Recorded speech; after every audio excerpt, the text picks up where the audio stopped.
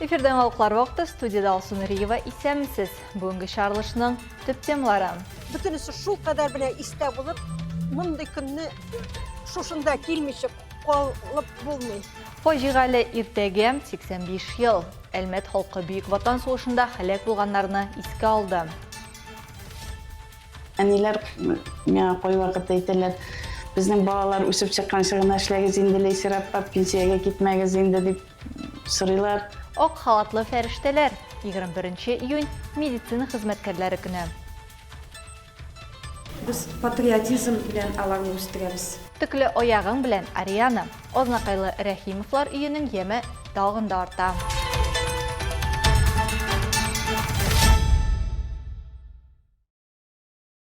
Бүгін 22 июнь Бүйік Ватан соғышы башланган фажиғалы иртәгә нәқ 85 ел булды. Бу дата илебез тарихына мәңгегә хәтер һәм кайгы көне буларак язылган.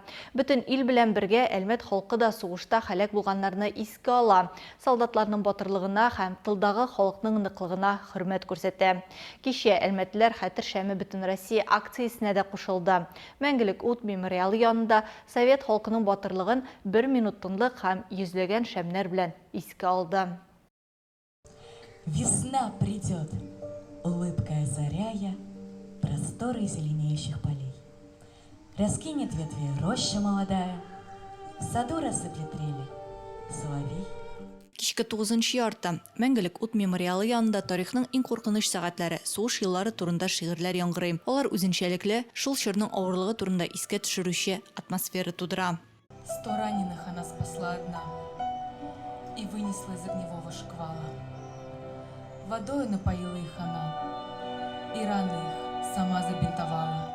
Ачык һавада шәһәр һәм районның йөзләгән кешесе, хакимият, җәмәгать оешмалары вәкилләре, ветераннар, яшьләр һәм балалар йөзләгән шәм кабызды. Һәрбер ут Бүйек Ватан сугышы елларында фашизмга каршы көрәштә гомерләрен биргән совет солдатларының, тыл хезмәтчәннәренең батырлыгы турында искә төшерүче символга әверелә. Рәйсә Авзалованың әтисе сугышта Кюнсбергка кадәр барып җитә, исән-сау әйләнеп кайта. Әнисе шушы мемориал төзелешендә катнаша. Шуңа Рәйсә ханым мәңгелек утта узучы бер акцияны калдырмый. Биредә ул әтисенең батырлыгын әнисенең эшәрсмены эшләп узган авырлыкларында искә ала. Шул қадар істе қалған, менә әти сөйләуі бойынша, әни дә безнең талап итте. Бүтінісі шул қадар менә істе болып, мұндай күнні шушында келмеші қолып болмай. Хәтер шәме акциясы ул ритуал гына түгел. Ул буыннарны бәйләп, бүйек җиңүнең бәясе һәм ни өчен бүгенге көндә тынычлыкны сакларга кирәк икәнен искә төшерә. Әлмәтләрнең әлегә Гомум Россия инициативасында катнашуы бүйек сугыш вакытындагы фаҗиганы һәр вакыт йөрәкләрендә йөртүен исбатлый. Минем әти Василий Федоров Бүйек Ватан сугышында катнаша. Германиягә кадәр барып җитә. Аллага шөкер, исән әйләнеп кайта. 22 июнь безнең өчен кайгы көне. Безнең якты киләчәгебез өчен күпме кеше хәлак булды. Шуңа аларны һәрвакыт истә тотарга кирәк. Сколько людей полегло за наше светлое будущее. Мы сегодня с студентами Альметского физкультурного колледжа присоединились к акции. Без бүген Әлмәт физик-культура колледжы студентлары белән акциягә кушылдык. Безнең бабаларыбыз сугыш елларында гомерләрен биргәннәр. Безгә киләчәк буынның моны истә тотуы һәм шулай ук әлеге көннәрне истә тотулары мөһим. Чтобы их также помнили. Бөтен ил белән бергә Әлмәт халкы да туган ягына әйләнеп кайта алмаганнарны искә ала. Җиңүне яулап алган фронт һәм тыл каһарманнарын күңелләрендә яңарта. Акциядә катнашучылар геройларыбызны 1 минут тынлык белән искә ала. Мәңгелек утка шәмнәр һәм чәчәкләр салып, каһарманнарга батырлыклары өчен рәхмәт белдерә.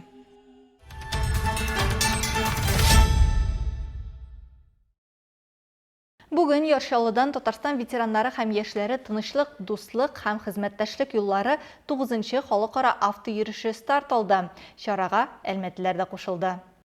Татарстан ветераннары һәм яшьләре тынычлык, дуслык һәм хезмәттәшлек юллары 9-нчы халыкара автойөреше бер юлы берничә истәлекле датага Россия ветераннар берлегенең 70, Яршалы шәһәренең 401 КАМАЗ йөк автомобиле чыгарылуга 50 ел тулуга багышлана. Ул бүген иртән үк Яршалыда старт алды. Инде 7-нче сәгатьтә катнашучылар Әлмәттә иделәр. Алар мәңгелек ут янына Бүйек Ватан сугышы каһарманнарын искә алды. Автойөреш җитәкчесе Анатолий Лапуть һәм сугышчан туганлык оешмасы Әлмәт бүлеге җитәкчесе Юрий Максимов бу чараның үткән данлы юлга хөрмәт билгесе буыннарны һәм халыкларны берләштерү чарасы дип атады. Из города Казани, из города Уфа, из города Набережной Челны, из города Альметьевска идут в поход. Мы посвящаем этот поход миру, дружбе и сотрудничеству. Идем по нашим государствам, которыми вместе с народами Казахстана, Азербайджана, Грузии, Армении мы, наши деды и отцы, брали Берлин. И на Рейхстаге, на главной цитадели фашизма, наши имена, наши подписи. И это встреча с ветеранами Кавказа, Казахстана. Конечно же, это общение, конечно же, это дружественные слова. Как сказал Анатолий Петрович, конечно, за нами только победа. Поэтому в путь, вперед. Автоюриште 10 экипажга берләшкән 45 кеше катнаша. Маршрут Россиянең кайбер шәһәрләрен һәм чит илләрне кулашлый. Катнашучылар Казахстанның Уральск шәһәрендә, Әстерхан, Махачкала, Дербент, Азербайҗанның Баку каласында, Грузиядә Тбилиси һәм Батуми, Әрмәнстанда Гюмрида, шулай ук Владикавказ, Элиста, Волгоград, Вольск һәм Самарда булачак. Юлның гомуми озынлыгы 6000 километрдан артып китәчәк. Проектның үзенчәлеге шунда ки, һәр экипажда 3 буын, бабайлар, әтиләр һәм оныклар бар. Автоюриш Йорчалыда 5 июльдә тәмамланачак. Рәдифә Нугманова, яңалыклар вакыты, Луч Әлмәт телекомпаниясе.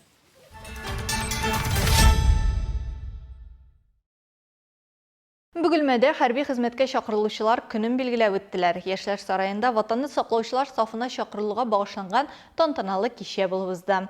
Анда булачак солдатлар, аларның әти-әниләре, хәрби хезмәт ветераннары катнашты. Хәрби хезмәткә чакыру кампаниясе барышында ватанны саклаучылар сафын 90 бөгелмәле тулыландырачак. Егетләрне Россия территориясендәге хәрби частьләргә урнаштырачаклар. Булачак солдатлар хәрби хезмәткә 12 айга китәчәк. Мероприятие мы проводим дважды в год. Бу чараны без елга 2 тапкыр үткәрәбез. Бу бөгелмәләрне хәрби хезмәткә озату буенча тантаналы кичә. Бөгелмә районы һәм республика территориясендә генә түгел, Россия территориясендә дә хәрби хезмәткә чакыру бара. Бездә инде 5 юллама булып узды. Бу язгы чакырылыш барышында 51 бөгелмәлене хәрби хезмәткә озаттык.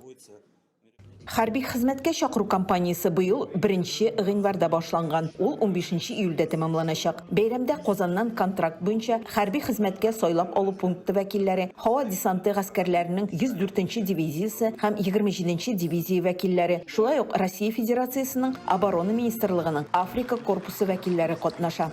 Доводим информацию до граждан, подлежащих призыву. Бүген без контракт буенча хезмәт итү мөмкинлеге турында мәгълүмат җиткерәбез. Без контракт хезмәте аермасы турында, социаль гарантиялар турында сөйлибез. Узган елның 1 декабреннән Россия кораллы көчләрендә пилотсыз системаларның яңа гаскәрләре барлыкка килде. Егетләр бу гаскәрләргә контракт буенча хезмәткә барырга мөмкин.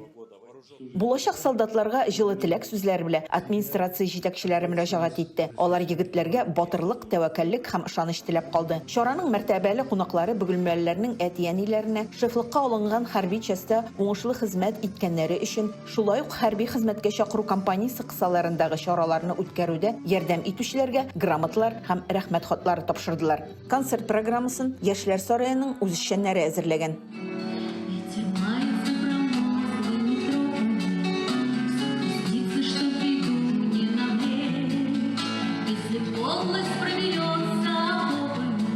Айсылу Миңнебаева, Ям Яхин, яңалыклар вакыты, Луч Әлмәт телекомпаниясе. Июньнең 3 якшәмбесе медицина хезмәткәрләре көне. Киләсе сюжетта 2 табиб турында сүз бара. Алар өчен медицина, һөнәр һәм яшәү рәвеше.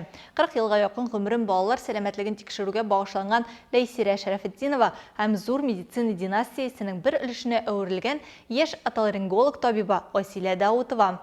Тулырак медицина хезмәткәрләре турында Алсы Әхмәтҗанова дәвам итә.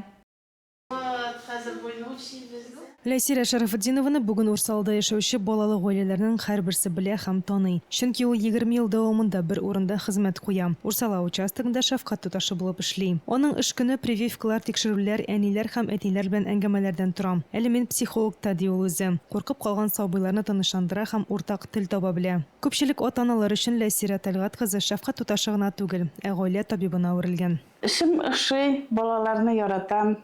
Һәрберсен инде әниләр миңа кай вакытта әйтәләр, безнең балалар үсеп чыккан чагына эшләгез инде, Ләйсирә апа, пенсиягә китмәгез инде дип сорыйлар. Ondan soң көбісі енді уже үзләре әби болдылар минем шырда эшләгән балалар енді минем шырда булган балалар хәзер көбесенең аныклары бар. Үзләре аныкларын алып киләләр. Мәктәптә бөтен балаларга прививкаларны ясыйдым миндә элек фап булганда. Шуңа күрә алар бөтенсе дә мине Ләйсир апа дип киләләр инде. Ләйсира Шарафетдинова медицина көллиятын тәмамлагач, башта 3 ел балалар табу йортында практика үтә. Шунда чирканчык ала. Аннары 16 ел Урсала амбулаториясендә хезмәт куя. Ә соңгы 20 елдан артык гомере шушы Урсала микрорайонындагы яшәүче балаларны дәвалауда. Күптән түгел Урсала участогы яңа бинага күченде һәм эшләү тагын да уңайлырак булды ди Шәфкать туташы. Яңа клиникада якты һәм тыныч. Ә монда килгән бала өчен җылы атмосфера һәм тыныч медицина хезмәткәрләре булганда прививка ясауда алай куркыныч булмый, дияниләр. Мы очень рады, что в Урсале. Без бик сөендек бу клиника ачылуына, рәхәтләнеп йөрибез. Ләйсир апа безнең икенче әни инде ул. Ачык, тыныч кеше, һәрвакыт ярдәм итә безгә. Добрая всегда поможет. Ләйсира Тәлгать кызы медицина өлкәсендә 40 елга якын эшләсә, Асилә Рафкат кызы әле сентябрь айында эшләгәненә 1 ел гына була. Ул лор врач. Ул медицина династиясе вәкиле булып тора һәм бүген үзенең эшен ул яңа туган балалардан алып 18 яшьлек егет һәм кызларны тикшерүгә багышлаган. Асилә Даутова сәламәтлек саклау системасына узган елның сентябрендә килә һәм үзен игътибарлы һәм заманча отоларинголог итеп күрсәтә. Аның өчен медицина гаилә традициясе. Чөнки бәләкәйдән үк табиб эшен күреп үсә. Шуңа да профессия сайлаганда икедә уйламый табиб булырга уйлый ул. Асилә бүген табиблар династиясе вәкиле булуы белән шиксез горурлана. Минем медицинага мәхәббәтем балачактан ук булды, мин шулай дип уйлыйм. Минем әтием балалар белән эшләй, әнием зубной техник, зубнойда. Минем энем ул стоматологиядә укый. Һәм дә әтинең эшен карап, мин шулай балалар белән эшләргә теләгем барлыкка килде. Укыган елларында ук Асилә үз урынында икәнен аңлый. Ул үзен балалар сәламәтлеге турында кайгыртуга багышлаган. Ә дәвалаганнан соң пациентларның шатлыклы елмайларын күрү аны үз һөнәренә мәхәббәтен тагын да арттыра, ди яшь табибә. Тәҗрибә һәм дәвамлылык, җылылык һәм профессиональлек. Нәкъ менә шушы сыйфатлар беренчел медицинаны безнең район сәламәтлегенең чын таянычы итә. Медицина хезмәткәрләре көне бу көн саен иртә белән ак халат киеп кешеләргә хезмәт күрсәтүче һәркемгә рәхмәт әйтергә тагын бер сәбәп. Алсу Әхмәтҗанова, Алия Моратова, Яңалыклар вакыты, Луч, Әлмәт телекомпаниясе.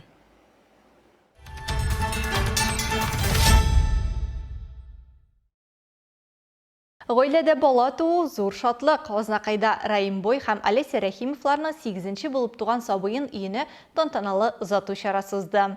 Анда район җитәкчеләре, гражданлык халәте актын теркәү, сәламәтлек саклау бүлеге вәкилләре, бәхетле әти-әнинең якыннары, хезмәттәшләре катнашты. Теманы Илмир Шәрифуллин дәвам итә. Армила, Жасмина, Мансур, Мурат, Әхмәт, Айбулат, Кәрим. Балалар барысы да актан киенеп, әтиләре белән бергә кечкенә сеңелләре Ариянаны каршыларга килгән.